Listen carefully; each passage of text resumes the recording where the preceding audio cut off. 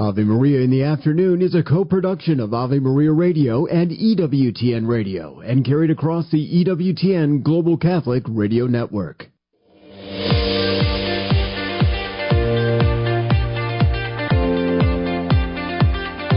Welcome to Ave Maria in the Afternoon, examining the world through the lens of faith from the heart of the Church to help us navigate the culture. Here's Dr. Marcus Peter. Good afternoon. Thank you very much for joining us on this hour of Ave Maria in the Afternoon. I'm Marcus Peter. Overjoyed to have you all with us today. In the first hour of today's program, I spoke about the ideological history that led to transgenderism, because owing to the fact that we've seen a tremendous rise in the issue of transgender ideology, feminists are trying to disavow transgenderism outright. And I talk about how really a lot of issues within the original feminist movements to what it became right now in terms of fourth wave intersectional feminism is the reason why transgenderism is the way it is. So if you're interested, feel free to look it up in Ave Maria Radio's archives. But in this hour, I want to continue the conversation of truth. And we're starting with my friend Andrea Pichotti-Bear. Just 2 days after her husband, Charlie Kirk, was assassinated, Erika Kirk addressed the nation. It was a jarring address. It was a very cut-to-the-heart address, because she's grieving, but she was resolute. She honored her husband's mission, she called on others to continue his work, and she herself redoubled her commitment and effort to that mission of essentially proclaiming truth, objective truth, biblical truth, into the culture, Western civilization, and arguably across the world. Andrea is going to join us to unpack that the tears of this widow will not go wasted, that Charlie Kirk's murder is not terrifying people but galvanizing them, and that her faith, her witness, is building a bridge of peace. We go on from there to speak with Kevin Matthews about the Kevin Matthews story. Kevin thought he had it all, but now he stumbled across a broken statue of the Virgin Mary, and a movie has been made about this event. The upcoming film is called Broken Mary. This was something he found at the height of his anguish, and it changed the trajectory of his life. And we want to give away tickets, actually, to the movie. So if you're interested, do call in. I'll give out the number during the segment.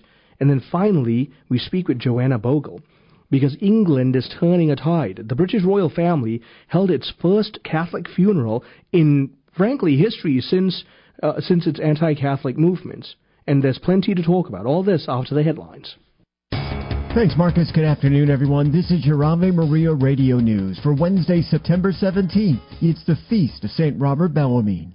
Today's news brought to you by Visiting Angels, providing loving care and assistance for seniors in need. VisitingAngels.com. The Federal Reserve is lowering interest rates. The Fed cutting rates by a 0.25 percentage point Wednesday. Fed Chair Jerome Powell giving his view on the state economy.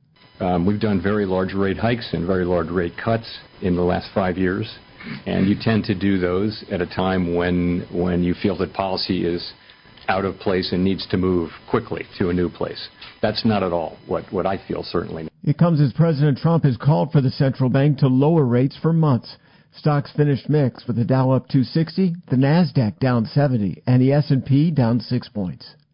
President Trump and Vice President Vance are both expected to speak at the memorial service for Charlie Kirk. Sunday's service will be held at the State Farm Stadium in Glendale, Arizona. Kirk's widow, Erika, will also give remarks. The former head of the CDC is appearing before a Senate committee. She's addressing why she was fired by Health Secretary Robert F. Kennedy, Jr. Kennedy said he let Dr. Susan Monterez go last month because he couldn't trust her. Monterez pushed back on claims that she lied about being fired over refusing to pre-approve vaccine recommendations. Oracle may be one of the new owners of TikTok. The software giant is one of 3 investors named in a possible deal that would keep the popular social platform in the U.S. If the deal goes through, the new investors would own an 80% stake in TikTok, with Chinese investors holding the rest. A new study shows emotional eaters may not benefit as much from certain weight loss drugs like Ozempic, Wegovy, and Mounjaro. Scientists in Japan studied people with diabetes over the first year and on weight loss drugs. Those who ate in response to tempting food sights and smells had more significant weight loss than individuals who ate in response to negative emotions. From your AveMariaRadio.net news desk, I'm Steve Clark.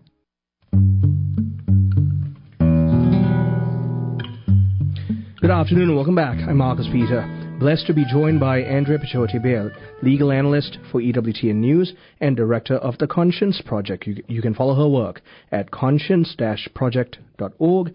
And we're talking about Charlie Kirk's unjust assassination, tragic assassination, and also the bold witness of his bride and how she's building peace by her stalwart witness.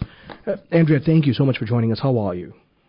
I'm doing well, Marcus. Thanks for having me on. It seems like this is still a time of mourning and grieving for the whole nation over what clearly was a political assassination of somebody who spoke very clearly about his Christian faith and very boldly about the principles that he held to be true about the nature of the human person, marriage, and just our human sexuality and our relationship with God.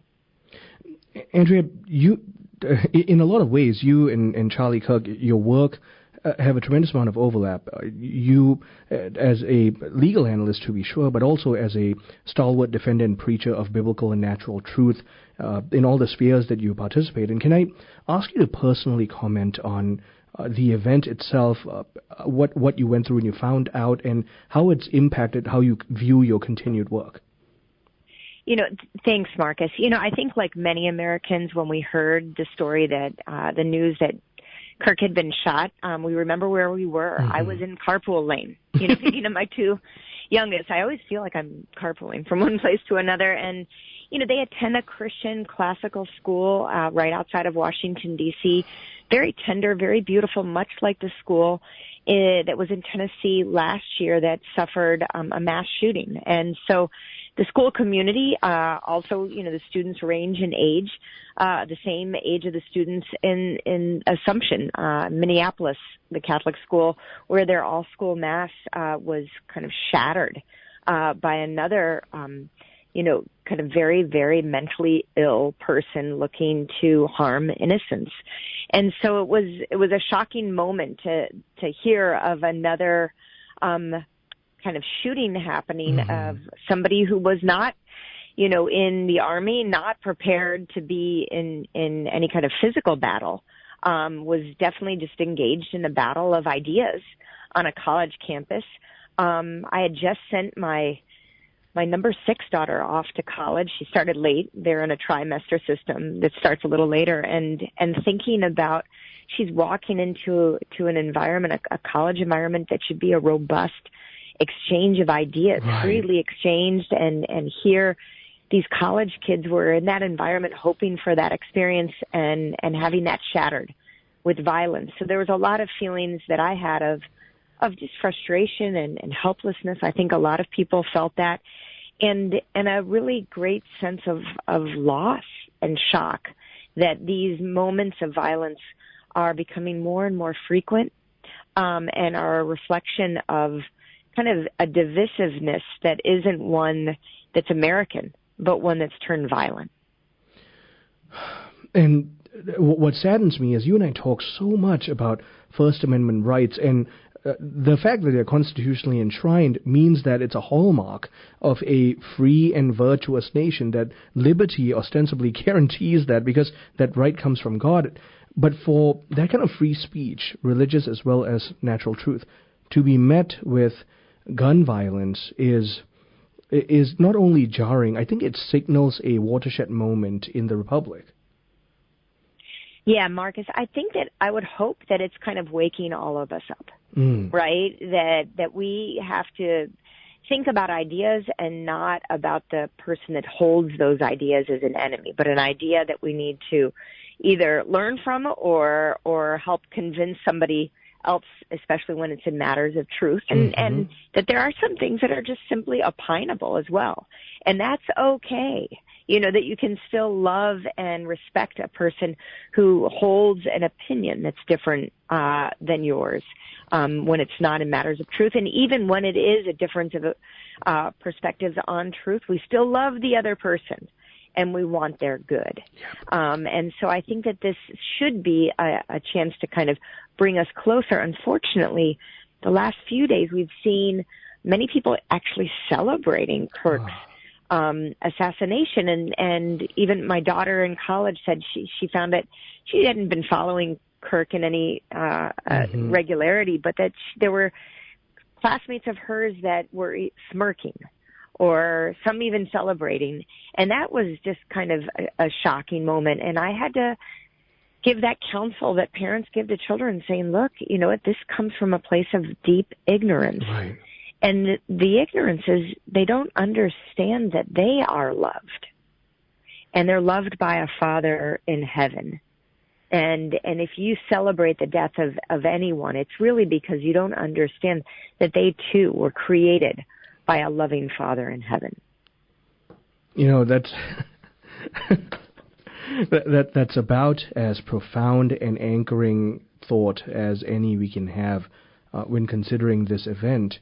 And I also, therefore, want to expand our conversation because as brilliant and prolific legal analyst and defender of truth that you are, you're also, more importantly, a child of God, a bride, and a mother. And if we think about Erika's heartbreak through this, as you most probably have, what do you have to say and share about not just her heartbreak, but her resoluteness in the mission? Yeah, you know, everyone probably knows that, you know, that earlier in the day, before her husband was murdered, she had posted on social media kind of a scriptural message from Psalms about our Lord being our refuge in times of trouble. And it was almost like, you know, I think that was clearly an inspired moment. Here's a woman who's very prayerful, who is sharing her faith with kind of the larger public. And clearly the Holy Spirit was nudging her. And I hope that has been great consolation. She addressed followers of her husband just a few days after his assassination in a way that I felt was vulnerable, was real, authentic, and also inspiring. Mm-hmm. I think at one point she said, you know, I don't remember the last time I slept. And of course, you haven't slept, you know, and this is when tragedy really does shake people to their core. Yeah. But I think that she's given a good example, especially for young people, of grace, of the importance of Christ in their lives, even when, you know, they feel like their legs have been cut out from under them, and not calling for revenge or for vengeance, being grateful to law enforcement for identifying and taking into custody, you know, the believed to be assassin of her husband, but also with a message of hope and of healing and of complete abandonment into the loving arms of God her Father, and trusting, you know, that her husband would be received into heaven. I do think as Catholics we know we need to pray for his soul. We're all sinners, and he was a very good and just man, but we should all be praying for his soul and praying for his family, for his children, for his wife, for his friends, and for our nation. Yeah. And honestly, you hit the nail on the head there. I am always reticent to immediately canonize individuals as soon as they pass, no matter how noble they might have been, or no matter how sentimental our desire for that is. We simply don't know, and we attribute to the mercy of God, and they are owed our prayers. The more charitable thing is to call for prayers and to pray. Absolutely. And that's something that I think we've forgotten. Mm-hmm. And maybe we're not willing to embrace the beautiful gift that we have in purgatory, right? None of us are worthy of heaven, but purgatory is a chance for us to kind of wash ourselves of the sins and be worthy to be with God forever in heaven. And to speak into that's a wonderful act of God's mercy. And to not be afraid of the power of our prayers for the departed, and that they really are asking for that. Andrea, tremendous joy to connect with you. Thank you so much for making the time. No, thank you for having me on, Marcus, and God bless you. God bless you, too. My guest has been Andrea Pichotti-Beer. She is legal analyst for EWTN News, director of the Conscience Project. Follow her work at conscience-project.org. We've been talking about the assassination of Charlie Kirk and the Christian response to that. Pray for his soul, the family, and the mission. I'm Marcus Peter. Ave Maria in the Afternoon is underwritten by the following nonprofit organization: Real Estate for Life. Buying or selling your home or business property? Real Estate for Life can connect you with one of 1,400 pro-life real estate agents around the world. When Real Estate for Life receives a referral fee, they donate 70% to Ave Maria Radio and Human Life International. More information at realestateforlife.org or 877-LIFE-US1. That's realestateforlife.org. Do you own popular index mutual funds or ETFs? If so, you're automatically own shares of companies that conflict with your moral beliefs. Ave Maria mutual funds are managed to conform to pro-life and pro-family values. Long-term investors can invest in the no-load Ave Maria mutual funds. The experienced professional portfolio managers make decisions based on investment fundamentals and pro-life values. You can learn more about Ave Maria mutual funds today at 866-AVE-MARIA or visit AveMariaFunds.com. Underwritten in part by the following nonprofit. Are you paying high prices with a traditional health insurance company that pays for things that violate your conscience? There's an alternative available. Solidarity HealthShare is a community of faithful individuals and families that never share into immoral medical services, all while saving you money with prices starting as low as $85 per month for singles and $512 for families. Never fund another abortion with your healthcare dollars. Call 844-313-4999 to learn more. When the need for senior care arises, home is where the heart is. Visiting Angels provides home care for mom or dad up to 24 hours per day, including personal care, meals, and light housework. You may select your professional caregiver with Visiting Angels. More information at visitingangels.com or at 877-374-LIVE. That's 877-374-LIVE. Visiting Angels, America's choice in senior home care.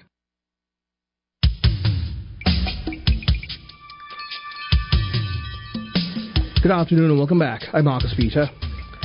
I'm blessed to be joined by Kevin Matthews. There's an upcoming film called Broken Mary, the Kevin Matthews story. Kevin is joining us with a preview of the movie, and we're giving out free tickets for the preview. And they're available to you right now. We've got 10 free tickets available at least. So if you call 877-573-7825, you will receive free tickets to this preview. And I'm going to greatly encourage everyone be there and do procure a ticket to this event. Kevin, great to speak with you. How are you? Thank you so much. That's very kind of you. Now, if I'm remembering correctly from your radio career, you preferred going by Kev, am I right? Oh, yes, Kevin. Nothing else. Well, I've been called other things, but I don't think you should do that. Well, it really is great to speak with you, and I want to commend you for this journey that you've been on, and most of all, the witness of Marian intercession in your life. And so I want to begin by giving you the floor here to share your story in a nutshell. How did you get to doing this from your radio career? Well, I worked in Chicago on the greatest radio station, literally. It's the legendary Loop AM 1000 radio station, and that is your home for my afternoon guy, my partner, whatever, Steve Dahl, Gary Meyer, Brandmeier, Jonathan Brandmeier in the morning. I did middays, and we had the Chicago Bulls with Michael Jordan, and we just blanketed it, the entire Midwest, and we changed the face of radio. We were the Rolling Stones of radio. And as all good things go, this is my first day in Chicago was when Ferris Bueller's Day Off, hit America, and it lasted until, well into 2005, and I left because radio was changing, satellite radio, phones, as you know, and I wanted to go back home to Michigan where I was born. I was a cradle Catholic, I was born Catholic, and I got married in Michigan, and my career took off in Chicago. I went back to Michigan, and things just continued to happen where, you're just nosediving to the ground, if you will. I was diagnosed, they thought it was a brain tumor in 2008, where it was located. They couldn't operate, and again, I'm getting closer to the ground. They find out that it's a rare form of MS, and it really just changed my life. I lost my job, and I lost my job on a Friday. On Saturday morning, I get up and I hear the Holy Spirit. Literally, I used to say I hear a voice, but now I've learned that's the Holy Spirit. Get your wife some flowers, and God led me to a dumpster and to a flower shop, and I did. I got out of the car, going to buy my wife some flowers, and I look over to the dumpster, and I can tell that there's a statue of the Virgin Mary laying on the ground, and I walk over to her. She's large. She's covered in dirt. She's broken at the waist. Her hands are missing, and I hear the voice of Jesus Christ say, "Will you deny me? Will you deny my mother?" And the story, the books that I've written, the movie that is coming out October 7th started that day. And the story is I've gotten that statue. I rescued that statue. I kept her broken because I was broken. I called it Broken Mary, Catholic Church. I went back to church, and a friend of mine, he blessed her. And the most broken I've given the statue to people that are dying in hospice, in emergency rooms, and it's just been an amazing adventure, and it doesn't stop. How God has just touched my life and touched so many, and now there's such a beautiful movie being made because, again, the movie, we're all broken, but we're loved by God. That's why I kept her broken. I said to the man who wanted to put new hands on her, no, leave her. She's broken like me. We're all broken, but we're loved by God. That's the message. And look at this. I mean, look at the world we're living in right now. My guest is Kevin Matthews, and a film has been made about his life, his journey, the turmoil he underwent, the anguish, and the hope that he found in Mary by means of a Broken Mary statue, no less. That movie is being premiered here in Michigan, and we have some free tickets. We would love to have you come to the event. And so if you call right now, there are only 10 available that we can give away, 877-573-7825.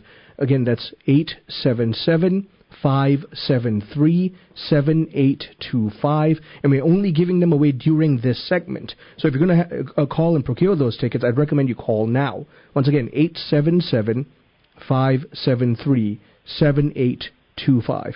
Now, Kevin, as you mentioned earlier, you encountered this Broken Mary statue, and the way you tell that story of how you encountered her, and most of all, the connection you had when you encountered this broken statue, you have to admit, if not for the Holy Spirit, many would consider it bizarre. Well, again, and it was at that, and I'm really, giving you the Reader's Digest version of the story, if you will, because what had happened was at that, God is speaking to me at a dumpster. Will you deny me? Will you deny my mother? At that point in my life, I'm a zombie Catholic. I'm like, I go to church. Yeah, blah, blah, blah, blah, blah. And by the time I left that flower shop, and it was a challenge to get it because the owner of the flower shop said, no, that's a family heirloom. You can't take her. Well, the story is in the first book, Broken Mary. And my publisher is Matthew Kelly, and I've written my new one, Mary's Roadie, which is a follow-up. So much this story just builds. It's not stopped. It continues today. And this movie, we're all broken, but we're loved by God. This movie is not about my life. It's about our life. Everyone listening, it's about our life. This movie was to be made, and it's touching lives, folks. You just take a look at our world today, and it is truly, truly broken. So divided. When I hear divided, it's not political. It's either you believe in God or you don't. And it's a beautiful message. We have one life here on earth. And here's another thing that I've learned. I love God. God is my father. Jesus is my brother. Mary, my beautiful mother.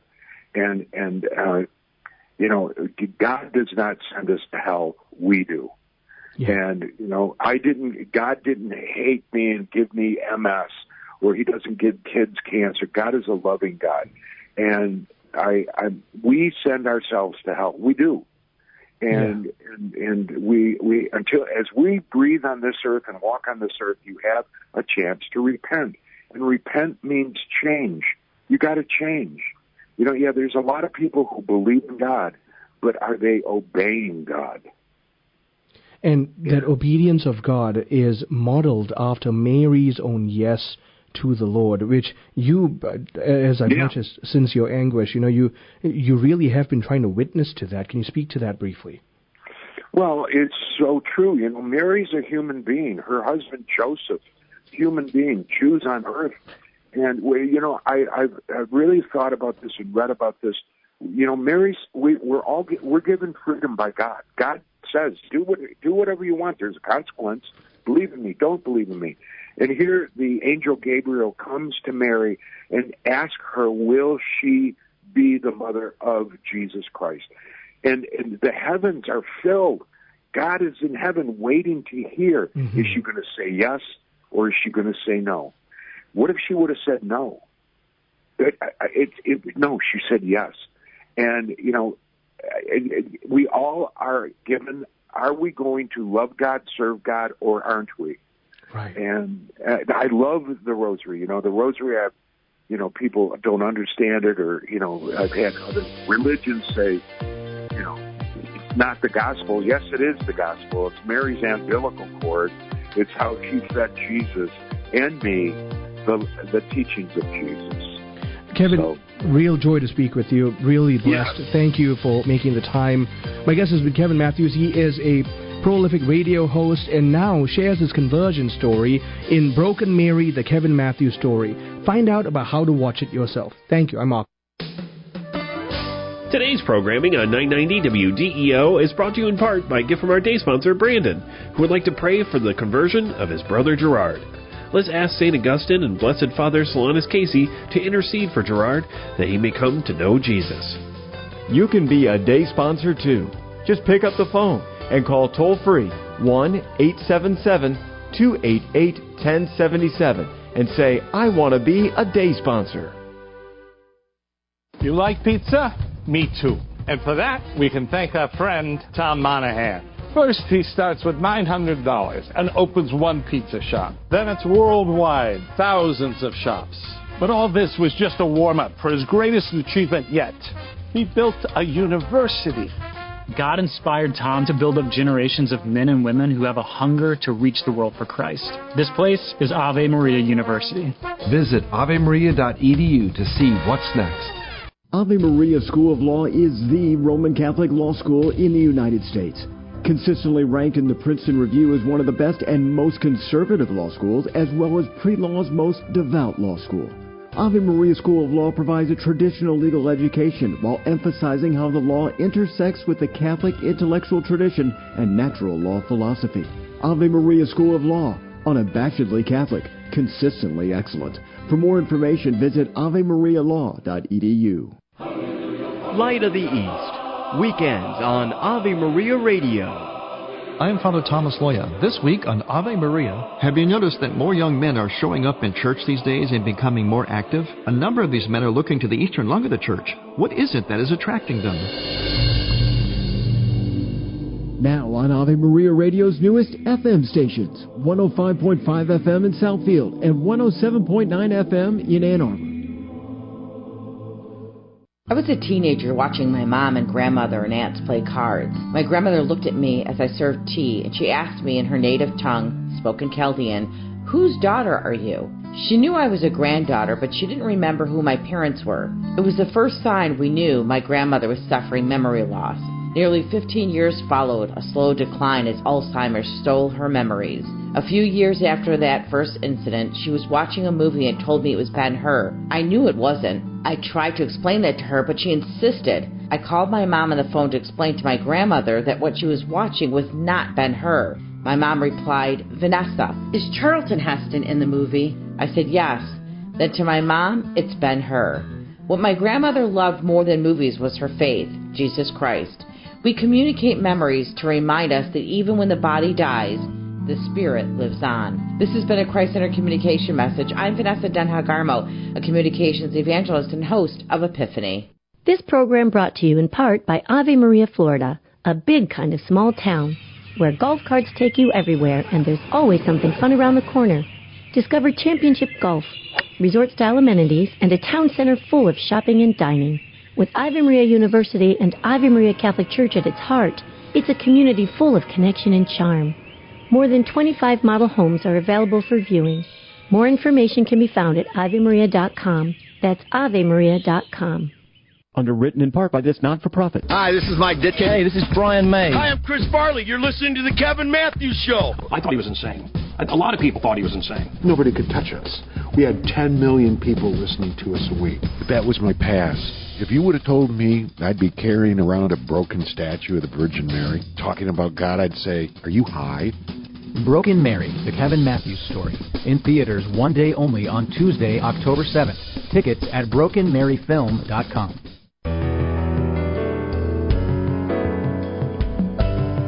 Good afternoon and welcome back. I'm Marcus Peter. In continued news about the reclamation of the Catholic faith in England, the British royal family holds the first Catholic funeral in centuries. This time for the Duchess of Kent. Pallbearers from the Royal Dragoon Guards carry Catherine, the Duchess of Kent's coffin, into Westminster Cathedral. We're talking about this with Joanna Bogle, journalist in the United Kingdom. Her book, Newman's London, is published by Gracewing Books. Joanna, great to speak with you again. How are you? I'm sitting here in St. James's Park, trying to avoid the rain, but I'm under all the lovely canopy of trees, so I should be all right. Well, I'm really glad to hear from you, and I'm also glad that you're under a canopy of trees and therefore safe and well. I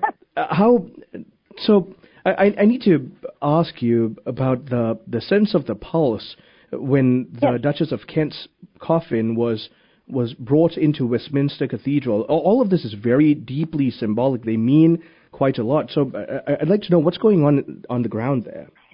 Yes, well, I've just come from the cathedral. I dropped in precisely to pick up the atmosphere. I didn't attend the funeral, although I am in fact chairman of the Order of Christian Unity, a charity which the Duchess supported. But the last time she was involved with it was a good many years ago, and I thought it was slightly stretching a point to apply for a ticket.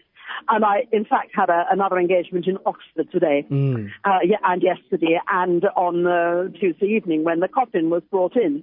But of course, it's a subject of enormous interest, and His Majesty the King attended the funeral yesterday, and with all the large number of members of the royal family, including the Prince and Princess of Wales. So, like everybody else, I was glued to the television in the evenings to watch the reports of that. And the cathedral plays a very large part in the lives of all Londoners, and especially of Catholic Londoners. I mean, the main reason why lots and lots and lots of Catholics go there is it's very handy for confession.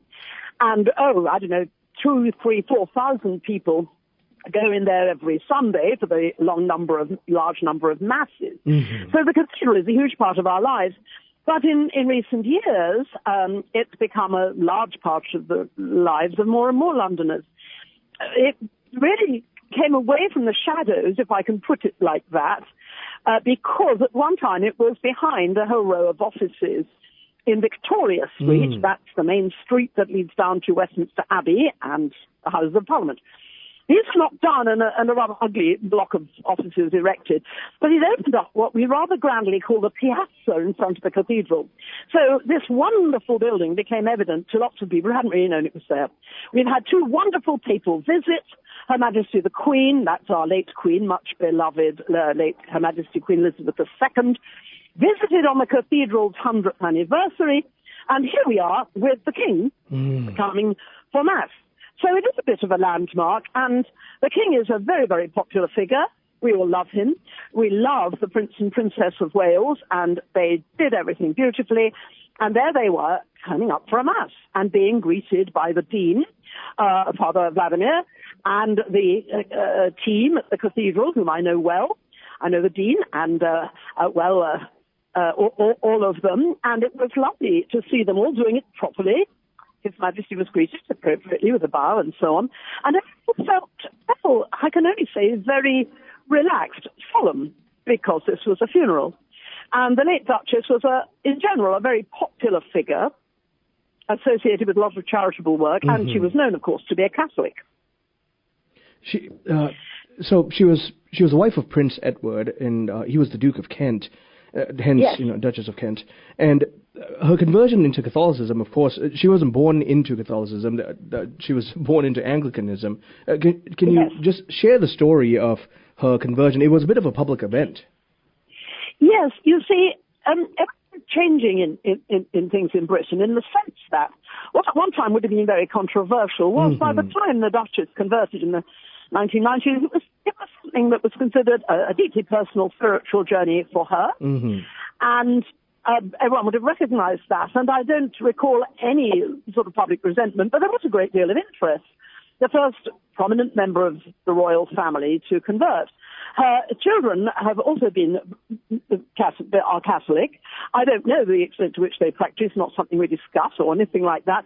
Although I know that Lord Nicholas Windsor, her son, was quite active at one time because he was one of the people that helped with the project to rescue the Catholic Central Library, and as a Catholic writer, I was involved with that too. So there's but there's a recognition that it's quite acceptable and normal to do this. And the King coming to the funeral was, in one way, a big event. But then any public event attended by His Majesty in the middle of London is very significant. So coming to a major funeral, I mean, large crowds will always gather there. We love the King, and so there'd be a lot of interest. So although there is an historic understanding, there's also, given that it's, 2025, we're a very long way from the days when Catholics were persecuted, there's also a slightly sort of comfortable sense of, well, here we are, and that's normal. What is amusing is that the Oremus magazine, the cathedral magazine, for which I write, I warmly recommend it to all visitors, pick up your copy when you drop in, has a cartoon on the front dating from 1850, when the hierarchy was restored, when we had Catholic bishops again. Catholic emancipation came in 1829 in the wake of the American War of Independence and then the wars against Napoleon. Slowly attitudes were changing and Catholicism was freed from restrictions, but we were only able to have Catholic bishops again when the Pope, that was Pius IX, reinstated it. And there's a very interesting thing that this current edition of this monthly magazine happens to reprint on the front a cartoon mocking, if you like, Catholic bishops drilling their way through the door of one of England's great churches with a sort of a drill marked Roman Catholic Archbishopric of Westminster. So in 1850, it was controversial in a sense. Who does he think he is, saying he's the Archbishop of Westminster, Whereas now our Cardinal Archbishop is a major figure, and here he was, presiding at the Requiem Mass for the Duchess of Kent. And he took part, as you probably know, in the coronation of the King and giving a blessing. So things have changed dramatically, and this funeral was part of that,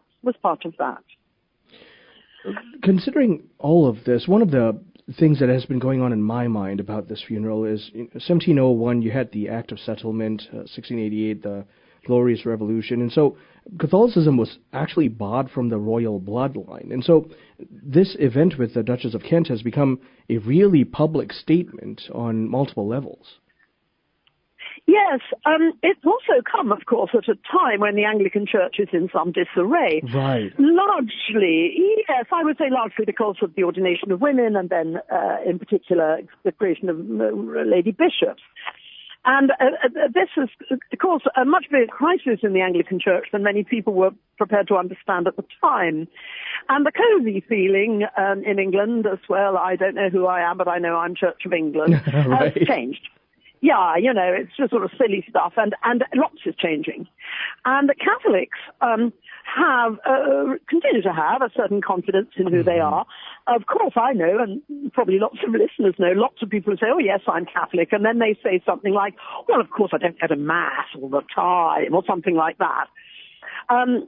there is this silly thing in which people label themselves Catholic, but they don't go to Mass, don't regularly confess their sins and so on. But in general terms, the Catholic Church in England, I'm not going to say about Scotland, Wales, and particularly not Ireland, I can't speak for that. But in England, there is a certain growing confidence. Yeah. Now, the royal family is absolutely not anti-Catholic, and the king has been extremely friendly. As you will know, and quite coincidentally, shortly before the Duchess's death, the king went to Birmingham Oratory, founded by John Henry Newman, our beloved Saint John Henry Newman, and he went there to visit and to see the rooms associated with Newman where he lived and studied and so on. He was made very welcome, and it was very much something he enjoys, and it's the sort of thing the Oratorians would adore, being very correct and so on. So it was controversial. It interested you and me. We're Catholics, and it interested the public generally, because when the king goes anywhere, there'll always be a group of people standing outside, to give him a cheer and so on. But what at one time had been controversial is now, well, how nice for the king, and he's a great fan of Newman. Let's pause there, Joanna. The music is hitting, but we'll pick it up on the other side of the break. My guest is Joanna Bogle, journalist in the United Kingdom. We're talking about the British royal family holding the funeral for the Duchess of Kent in a Catholic cathedral. Stay tuned. I'm Marcus Peter. St. Therese once told her sister Celine that when we trust ourselves and not God, our soul becomes barren and incapable of virtue. Her remedy? External works of charity.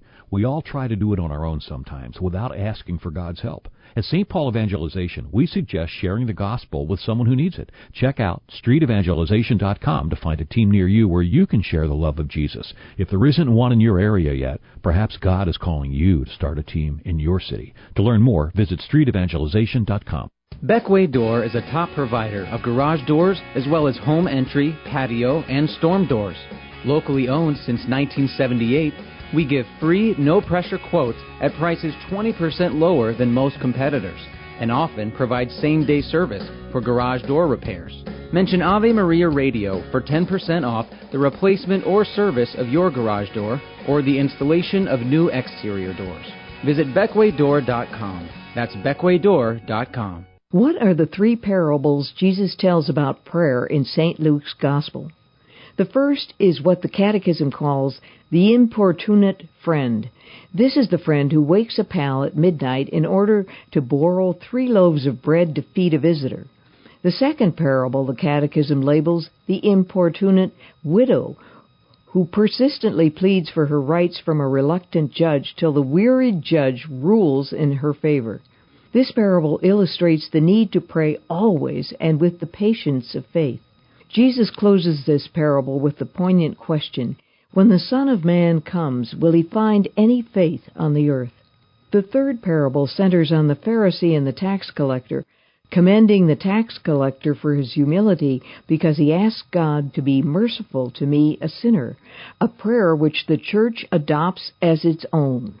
This is Peggy Stanton, and this has been the Order of Malta's Minute with the Catechism. The Heart of the Interior Life with Elizabeth Jingle. In the 13th rule of St. Ignatius of Loyola's 14 Rules for the Discernment of Spirits, St. Ignatius guides us to the importance of speaking about the deceits of the enemy with one's good confessor or another spiritual person in order to break the spiritual silence. In Rule 13, St. Ignatius teaches, speaking of the enemy, that he perceives he will not be able to succeed with the malicious undertaking he has begun, since his manifest deceits have been revealed.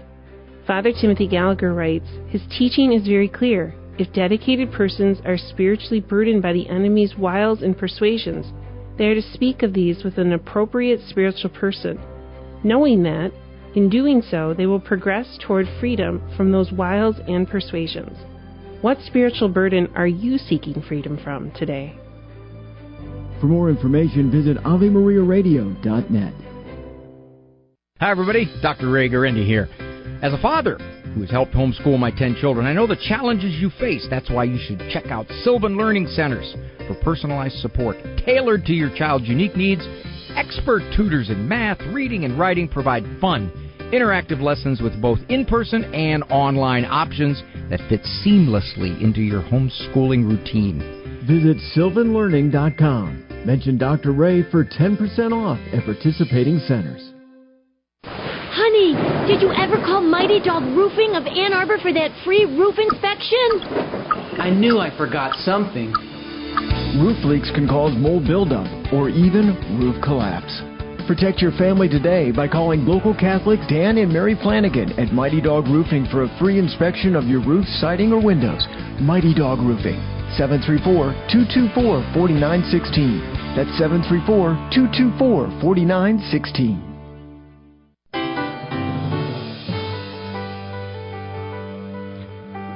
Good afternoon and welcome back. I'm Marcus Peters speaking with Joanna Bogle.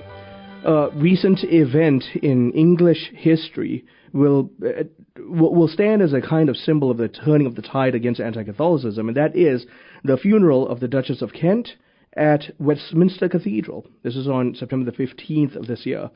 Joanne, I want to pick up where we left off. You had just gotten cut off by the music about the king and his own attitude towards Catholicism. Yes, the king came to Rome for the canonization of beloved John Henry Newman, and the contribution he made on that occasion, a lovely contribution that he wrote for the L'Osservatore Romano and jointly with the Times, a beautiful piece about Newman, which he very kindly allowed me to reprint in my book, Newman's London. And I remember when I was in contact with Clarence House, where he still lives. I mean, Buckingham Palace is the headquarters, but for convenience, His Majesty still lives at Clarence House, which was his home as Prince of Wales. They couldn't have been more helpful. They absolutely couldn't have been more helpful about it. And that lovely essay is reprinted in my book. The king is in general a very popular figure. And I would have to say he's known to be a regular churchgoer. One of the slightly absurd things is that when the royal family are at Balmoral in Scotland or at Sandringham, they're photographed going to the Anglican Church on Sunday mornings. And this has become a slightly absurd thing in that lots of people turn up to cheer them, but they don't actually go to church with them. I mean, it's too ridiculous, really. But it's a kind of old-fashioned Anglicanism, morning prayers and the king turning up in a nice sports jacket, or in Balmoral, of course, he's wearing his kilt and so on. But there's something very slightly unreal about that because it's not really the way most English people are and so on. Whereas, although we don't have all the proper faithful Catholics going properly to Mass on Sundays, as we all know, we've all got friends who don't bother to go if they've got people coming to lunch or something. It is much more normal for a Catholic family to turn up to Mass and our often ugly and dreary Catholic liturgies are nevertheless well attended by people. And there's a sort of funny normality about Catholicism. And it's just funny that there is a normality, too, for many people, sincere Anglicans, about that. But the royal family hark back to a rather different Anglicanism. Yeah. How long that lasts, one doesn't know. But it's absolutely not the case that to be royal is to be anti-Catholic. The present king, not that at all. I could add, what is funny is that as I speak, I'm here in the heart of Westminster. I'm sitting in St. James's Park. I went to the cathedral first to pick up the atmosphere and talk to people and all that. You couldn't get there, incidentally, on Monday evening because it was all absolutely screened off in order that the coffin could be brought in proper state, draped with the royal standard and lovely drill from the Royal Dragoons Guards. There was a merged regiment which became the new commander-in-chief. All of that was superbly done. But to protect the royal family, and alas, we live in a time of terrorism, it was all sort of screened off. But here I am in St. James's Park a day after the funeral, and I can hear a helicopter overhead. And as I'm looking across the lake to the Mall, there are huge crowds, and I'm afraid the reason for that is nothing to do with Catholicism. It's because, I'm afraid, a number of people are protesting against the visit of President Trump, the President of America, who some people hate. I don't. But there they all are, and they're protesting because he is currently being greeted by His Majesty, actually at Windsor, not in London, but, you know, the proper place to protest is in London, so they're all gathering on the Mall, which leads up to Buckingham Palace. And overhead, perhaps you can hear, is a helicopter clattering while all this is going on. So if you hear police sirens and so on, it's to do with that. And not to do with the late Duchess or the very splendid funeral.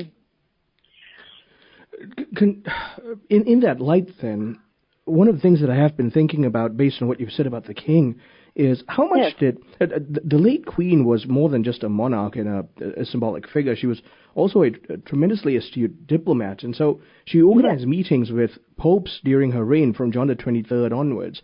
How much do you think that helped in solidifying not just English Catholic relations, but international Catholic relations? I think it did help a great deal. She was also known to be, of course, a very devout woman. Yep. She's very sincere, never missed church, and she has brought up the king to be the same. So there is a genuine thing there.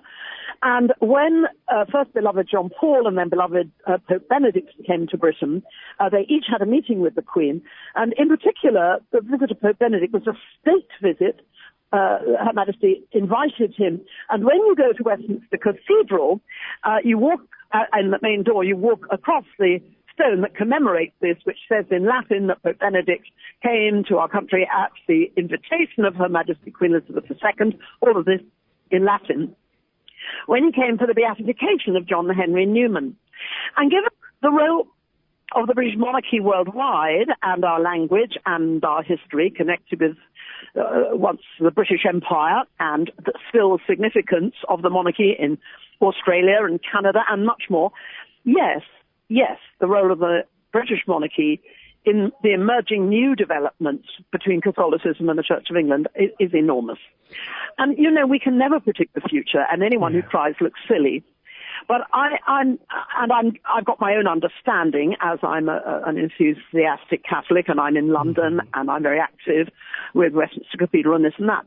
But I would say Catholicism in Britain not only shows no sign of dying, but despite obvious problems, big shortage of priests, we desperately need more. Right. But apart from things, very obvious pastoral things like that, there's no sign of the faith dying here. The Anglican Church is not in a good place. It just isn't. Mm-hmm. And it's been betrayed. It's betrayed its own beliefs. And the new Archbishop of Canterbury, when they finally get round to appointing one, and they've got a very silly, cumbersome committee, it's all a new silly thing, politically correct and all that, will certainly have to be somebody who not only accepts priestesses and so on, but will be prepared to countenance the blessing of same-sex unions and so on. Now, this is all going to make Anglicanism look sillier and sillier. And the sincere Protestant evangelicals are in some real sadness about this. And I'm using Protestants in the wrong way. It's not a word that tends to be used in Britain now, partly because of all the difficulties in Northern Ireland. We tend to say evangelical or whatever. And many of the very good people I know who are of that persuasion are certainly not anti-Catholic. And one of the reasons I was in Oxford was for a long-appointed arrangement where I'm planning on writing something about the Ordinariate of Our Lady of Walsingham, and I wanted to visit the Oxford parish, which is now in the care of the Ordinariate on the outskirts of Oxford. So I had a very jolly lunch by long arrangement with a nice priestess who is a former Anglican, married, now in the Ordinariate. Obviously, we were discussing the future. Nothing's going to happen in a great rush. Yes. But the Ordinariate shows a way ahead, which may not continue in exactly its current form, but has introduced the Anglican traditions into the Catholic Church in a way that would never have seemed possible, and that is, again, the brilliance of Pope Benedict, whose visit to Britain also was very, very popular. I mean, it was almost amusing, this very delightful German chap, and there's the complicated history of all that too. It turned out this gentle, thoughtful scholar spoke in Parliament to a large gathering. I had the privilege to be there, of members of Parliament, members of the House of Lords, and a vast concourse of people from many different organisations and charities and so on across Britain. And we all heard this superb discussion on a real discourse on the role of the state and the church and faith and reason, with an affirmation of true freedom, allowing the church to flourish, which in a very important sense allows everything else to flourish, because if you cannot discuss the deepest things, what are you doing? Oh, marvellous, marvellous stuff. And the only people who really were being against the Pope were people who disagree with the Church's teaching on sexual morality and so on. the old anti-Catholicism, I mean, it just wasn't there.